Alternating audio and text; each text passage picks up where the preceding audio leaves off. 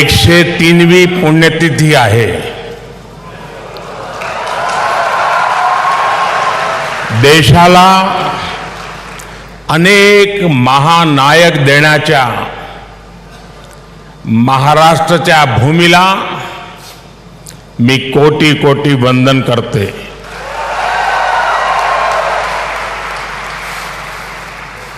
कार्यक्रम में उपस्थित आदरणीय श्री शरद पवार जी, राज्यपाल श्रीमान रमेश बैस जी, महाराष्ट्र के मुख्यमंत्री श्रीमान एकनाथ शिंदे जी, उप मुख्यमंत्री श्रीमान देवेंद्र फडणवीस जी, उप मुख्यमंत्री श्रीमान अजीत पवार जी, ट्रस्ट के अध्यक्ष श्रीमान दीपक तिलक जी, पूर्व मुख्यमंत्री मेरे मित्र श्रीमान सुशील कुमार शिंदे जी, तिलक परिवार के सभी सम्मानित सदस्यगण एवं उपस्थित भाई और बहनों, आज का ये दिन मेरे लिए बहुत अहम है. मैं यहां आकर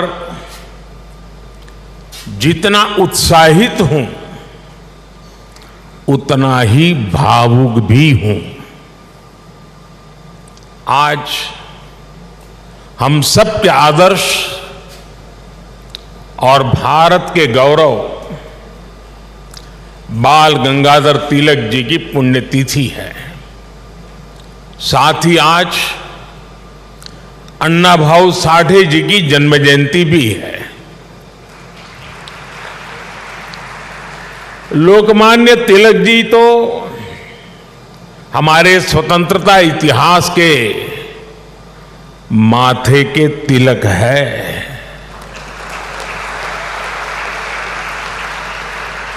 साथ ही अन्ना भाऊ ने भी समाज सुधार के लिए जो योगदान दिया वह अप्रतिम है और साधारण है. मैं इन दोनों ही महापुरुषों के चरणों में श्रद्धापूर्वक नमन करता हूं. आज या महत्वाचा दिवशी मला पुण्याच्या या पावन भूमीवर महाराष्ट्राच्या धर्तीवर येण्याची संधी मिळाली हे माझे भाग्य आहे.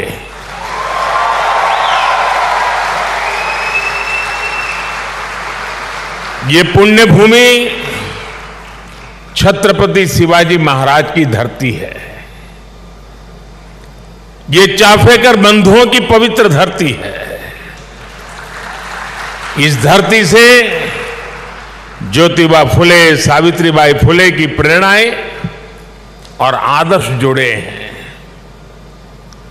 अभी कुछ ही देर पहले मैंने दगड़ू सेठ मंदिर में गणपति जी का आशीर्वाद भी लिया. ये भी पुणे जिले के इतिहास का बड़ा दिलचस्प पहलू है. दगड़ू सेठ पहले व्यक्ति थे जो तिलक जी के आह्वान पर गणेश प्रतिमा की सार्वजनिक स्थापना में शामिल हुए थे. मैं इस धरती को प्रणाम करते हुए इन सभी महान विभूतियों को श्रद्धापूर्वक नमन करता हूं. साथियों, आज पुणे में आप सबके बीच मुझे जो सम्मान मिला है ये मेरे जीवन का एक अविस्मरणीय अनुभव है. जो जगह, जो संस्था सीधे तिलक जी से जुड़ी रही हो उसके द्वारा लोकमान्य तिलक नेशनल अवार्ड मिलना मेरे लिए सौभाग्य की बात है. मैं इस सम्मान के लिए हिंद स्वराज संघ का और आप सभी का पूरी विनम्रता के साथ हृदय से आभार व्यक्त करता हूं। और मैं ये भी कहना चाहूंगा, अगर ऊपर ऊपर से थोड़ा नजर करें तो हमारे देश में काशी और पुणे दोनों की एक विशेष पहचान है। विद्वत्ता यहां पर चिरंजीव है, अमरत्व को प्राप्त हुई है।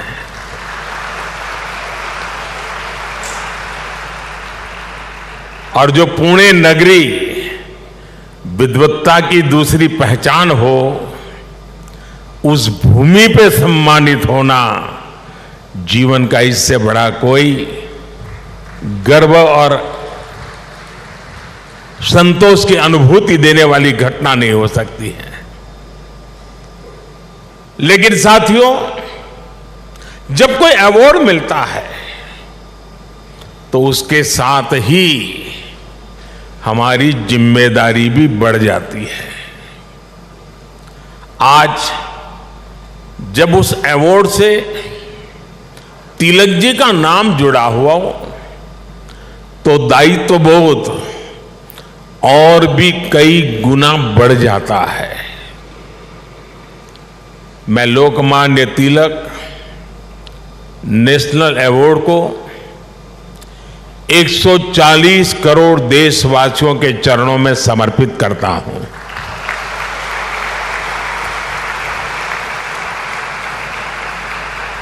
मैं देशवासियों को विश्वास भी दिलाता हूं कि उनकी सेवा में, उनकी आशाओं अपेक्षाओं की पूर्ति में कोई कोर कसर बाकी नहीं छोड़ूंगा। जिनके नाम में गंगाधर हो,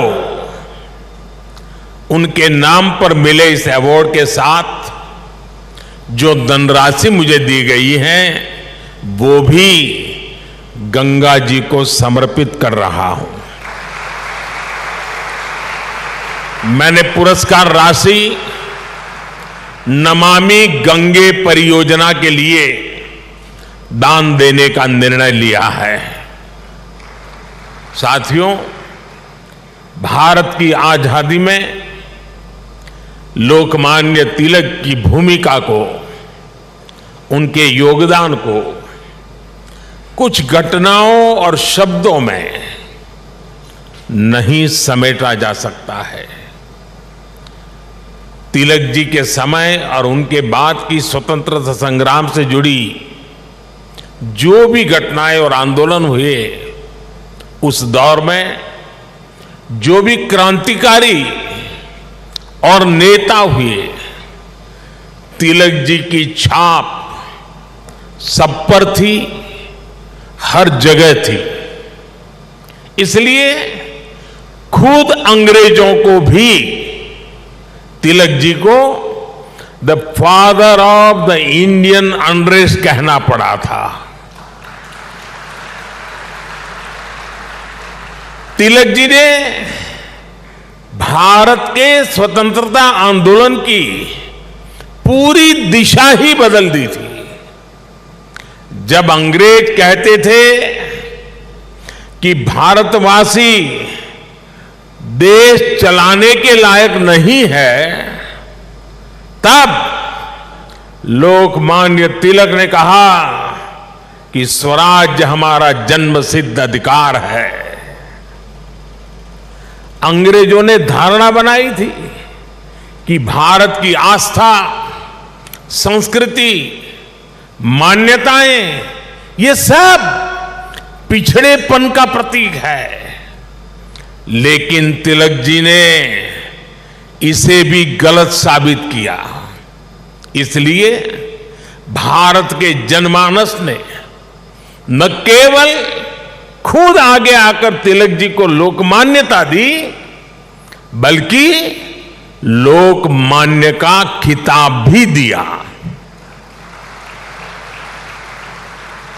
और जैसा अभी दीपक जी ने बताया, स्वयं महात्मा गांधी ने उन्हें आधुनिक भारत का निर्माता भी कहा।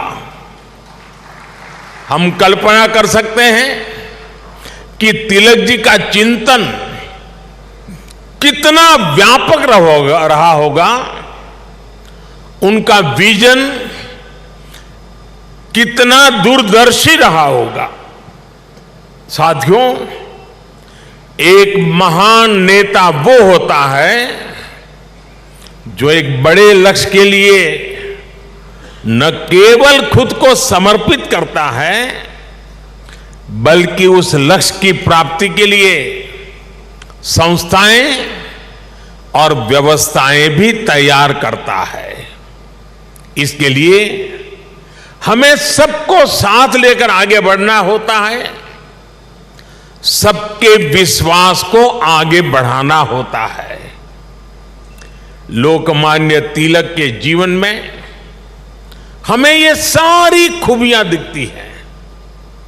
उन्होंने अंग्रेजों ने जब उन्हें जेल में डाला, उन पर अत्याचार हुए, उन्होंने आजादी के लिए त्याग और बलिदान की पराकाष्ठा की, लेकिन साथ ही उन्होंने टीम स्पिरिट के, सहभाग और सहयोग के अनुकरणीय उदाहरण भी पेश किए। लाला लाजपत राय और बिपिन चंद्र पाल के साथ उनका विश्वास, उनकी आत्मीयता भारतीय स्वतंत्रता संग्राम का स्वर्णिम अध्याय है। आज भी जब बात होती है तो लाल बाल पाल के तीनों नाम एक त्रिशक्ति के रूप में याद किए जाते हैं। तिलक जी ने उस समय आजादी की आवाज को बुलंद करने के लिए पत्रकारिता और अखबार की अहमियत को भी समझा। अंग्रेजी में तिलक जी ने, जैसा शरद राव ने कहा, द मराठा साप्ताहिक शुरू किया। मराठी में गोपाल गणेश अगरकर और विष्णु शास्त्री चिपलुंकर जी के साथ मिलकर उन्होंने केसरी अखबार शुरू किया। 140 से भी ज्यादा समय से केसरी अनवरत आज भी महाराष्ट्र में छपता है, लोगों के बीच पढ़ा जाता है। ये इस बात का सबूत है कि तिलक जी ने कितनी मजबूत नींव पर संस्थाओं का निर्माण किया था। साथियों, संस्थाओं की तरह लोकमान्य तिलक ने परंपराओं को भी पोषित किया। उन्होंने समाज को जोड़ने के लिए सार्वजनिक गणपति महोत्सव की नींव डाली। उन्होंने छत्रपति शिवाजी महाराज के साहस और आदर्शों की ऊर्जा से समाज को भरने के लिए शिव जयंती का आयोजन शुरू किया। ये आयोजन भारत को सांस्कृतिक सूत्र में पिरोने के अभियान भी थे और इनमें पूर्ण स्वराज की संपूर्ण संकल्पना भी थी। यही भारत की समाज व्यवस्था की खासियत रही है।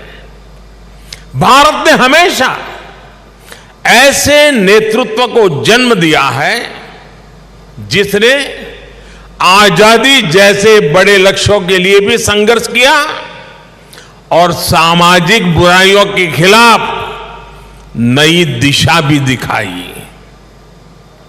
आज की युवा पीढ़ी के लिए यह बहुत बड़ी सीख है। भाइयों और बहनों, लोकमान्य तिलक इस बात को भी जानते थे कि आजादी का आंदोलन हो या राष्ट्र निर्माण का मिशन, भविष्य की जिम्मेदारी हमेशा युवाओं के कंधों पर होती है। वो भारत के भविष्य के लिए शिक्षित और सक्षम युवाओं का निर्माण चाहते थे। लोकमान्य में युवाओं की प्रतिभा पहचानने की जो दिव्य दृष्टि थी, इसका एक उदाहरण हमें वीर सावरकर से जुड़े घटनाक्रम में मिलता है।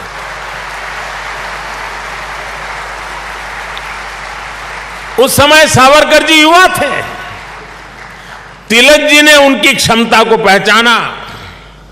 वो चाहते थे कि सावरकर बाहर जाकर अच्छी पढ़ाई करें और वापस आकर आजादी के लिए काम करें। ब्रिटेन में श्यामजी कृष्ण वर्मा ऐसे ही युवाओं को अवसर देने के लिए 2 स्कॉलरशिप चलाते थे। एक स्कॉलरशिप का नाम था छत्रपति शिवाजी स्कॉलरशिप और दूसरी स्कॉलरशिप का नाम था महाराणा प्रताप स्कॉलरशिप। वीर सावरकर के लिए तिलक जी ने श्यामजी कृष्ण वर्मा से सिफारिश की थी। इसका लाभ लेकर वो लंदन में बैरिस्टर बन सके। ऐसे कितने ही युवाओं को तिलक जी ने तैयार किया। पुणे में new English school, Deccan education society और फर्ग्यूसन कॉलेज जैसे संस्थानों, उसकी स्थापना उनके इसी विजन का हिस्सा है। इन संस्थाओं से ऐसे कितने ही युवा निकले जिन्होंने तिलक जी के मिशन को आगे बढ़ाया, राष्ट्र निर्माण में अपनी भूमिका निभाई। व्यवस्था निर्माण से संस्था निर्माण, संस्था निर्माण से व्यक्ति निर्माण और व्यक्ति निर्माण से राष्ट्र निर्माण, ये विजन राष्ट्र के भविष्य के लिए रोड मैप की तरह होता है। इसी रोड मैप को आज देश प्रभावी ढंग से फॉलो कर रहा है। साथियों, वैसे तो तिलक जी पूरे भारत के लोकमान्य नेता है, लेकिन जैसे पुणे और महाराष्ट्र के लोगों के लिए उनका एक अलग स्थान है, वैसा ही रिश्ता गुजरात के लोगों का भी उनके साथ है। मैं आज इस विशेष अवसर पर मैं उन बातों को भी याद कर रहा हूं। स्वतंत्रता संग्राम के समय वो करीब 1.5 महीने अहमदाबाद साबरमती जेल में रहे थे।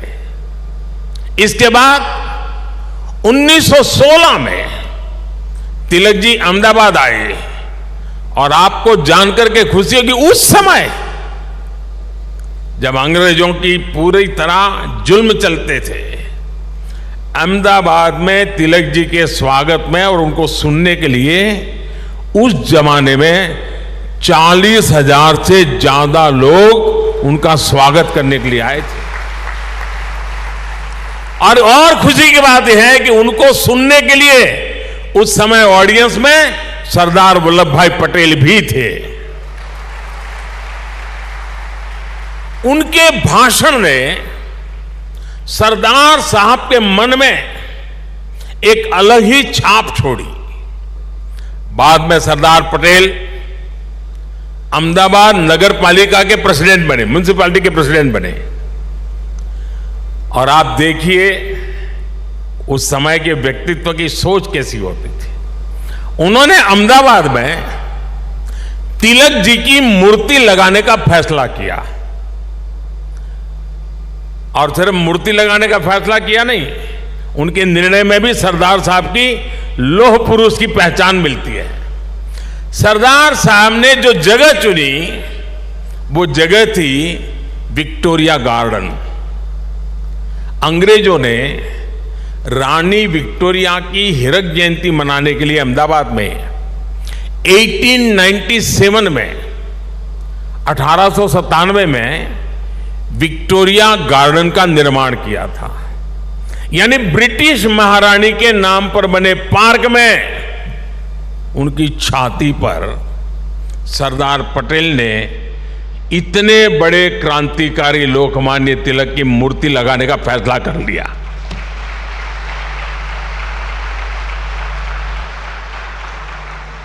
और उस समय सरदार साहब पर इसके खिलाफ कितना ही दबाव पड़ा, उन्हें रोकने की कोशिश हुई, लेकिन सरदार तो सरदार थे। सरदार ने कह दिया वो अपना पद छोड़ देना पसंद करेंगे, लेकिन मूर्ति तो वहीं पर लगेगी। और वो मूर्ति बनी और 1929 में उसका लोकार्पण महात्मा गांधी ने किया। अहमदाबाद में रहते हुए मुझे कितनी ही बार उस पवित्र स्थान पर जाने का मौका मिला है और तिलक जी की प्रतिमा के सामने सर झुकाने का अवसर मिला है। वो एक अद्भुत मूर्ति है जिसमें तिलक जी विश्राम मुद्रा में बैठे हुए हैं। ऐसा लगता है जैसे वो स्वतंत्र भारत के उज्जवल भविष्य की ओर देख रहे हैं। आप कल्पना करिए, गुलामी के दौर में भी सरदार साहब ने अपने देश के सपूत के सम्मान में पूरी अंग्रेजी हुकूमत को चुनौती दे दी थी। और आज की स्थिति देखिए, अगर आज हम किसी एक सड़क का नाम भी किसी विदेशी आक्रांता की जगह कर बदलकर भारतीय विभूति पर रखते हैं तो कुछ लोग उस पर हल्ला मचाने लग जाते हैं।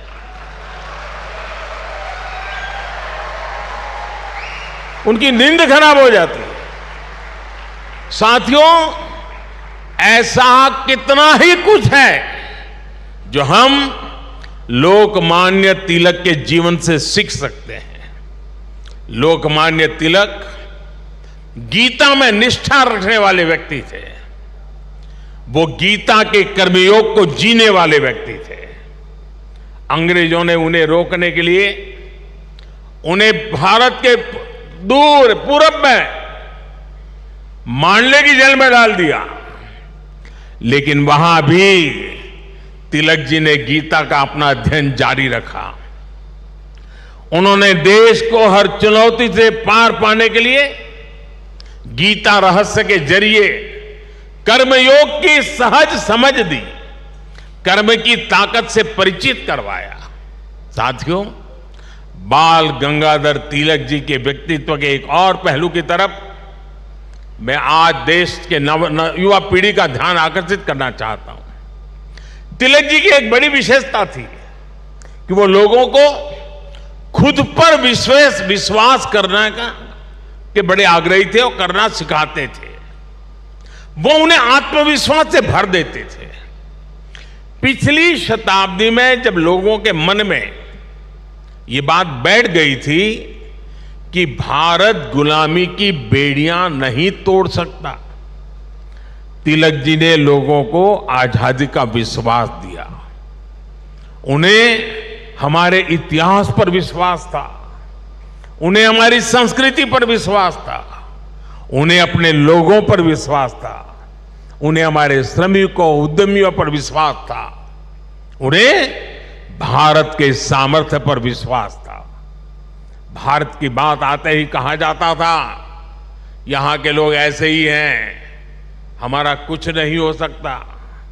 लेकिन तिलक जी ने हीन भावना के इस मिथक को तोड़ने का प्रयास किया, देश को उसके सामर्थ्य का विश्वास दिलाया।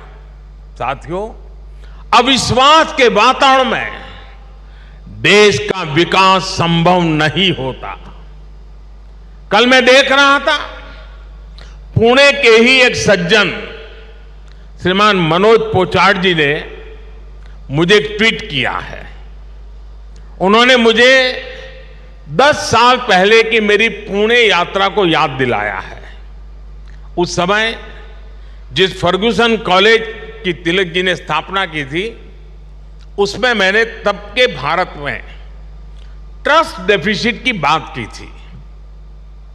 अब मनोज जी ने मुझे आग्रह किया है कि मैं ट्रस्ट डेफिसिट से ट्रस्ट सरप्लस तक की देश की यात्रा के बारे में बात करूं।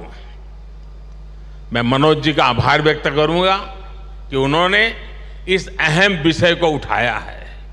भाई और बहनों, आज भारत में ट्रस्ट सरप्लस पॉलिसी में भी दिखाई देता है और देशवासियों के परिश्रम में भी झलकता है।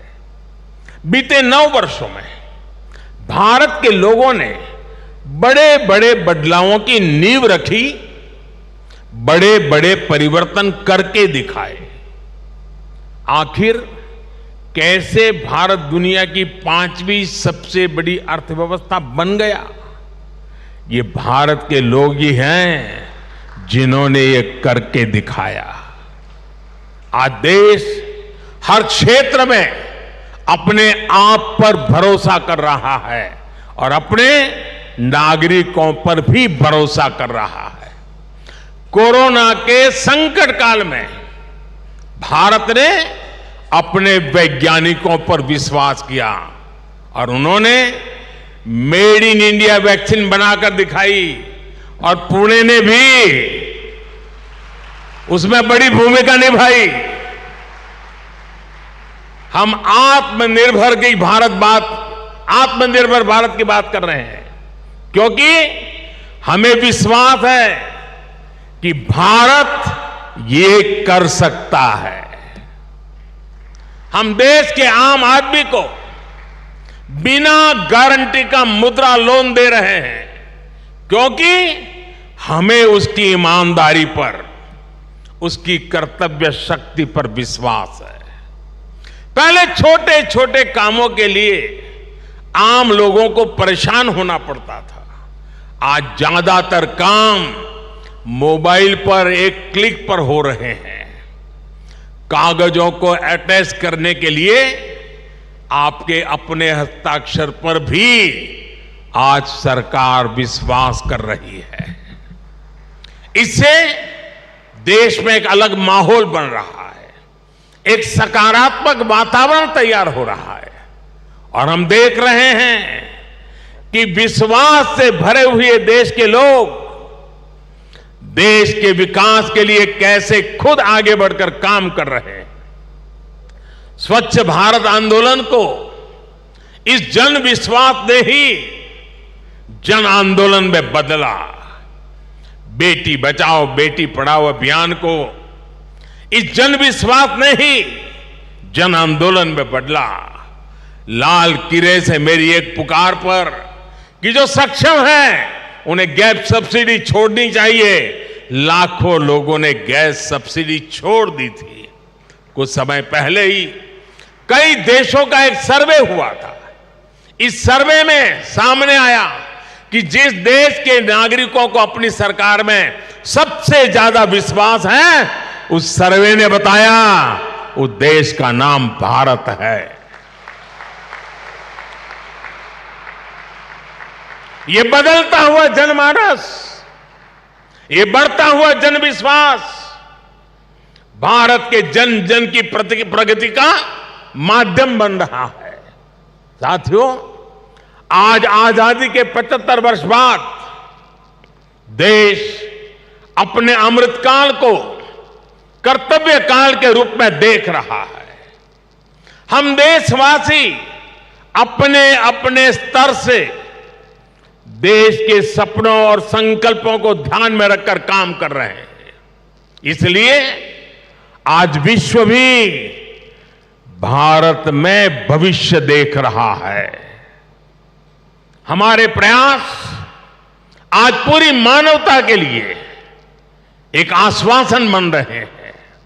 मैं मानता हूं कि लोकमान्य आज जहां भी उनकी आत्मा होगी वो हमें देख रहे हैं, हम पर अपना आशीर्वाद बरसा रहे हैं। उनके आशीर्वाद से, उनके विचारों की ताकत से हम एक सशक्त और समृद्ध भारत के अपने सपने को जरूर साकार करेंगे। मुझे विश्वास है हिंद स्वराज संघ तिलक के आदर्शों से जन जन को जोड़ने में इसी प्रकार आगे आकर के अहम भूमिका निभाता रहेगा। मैं एक बार फिर इस सम्मान के लिए आप सभी का आभार प्रकट करता हूं। इस धरती को प्रणाम करते हुए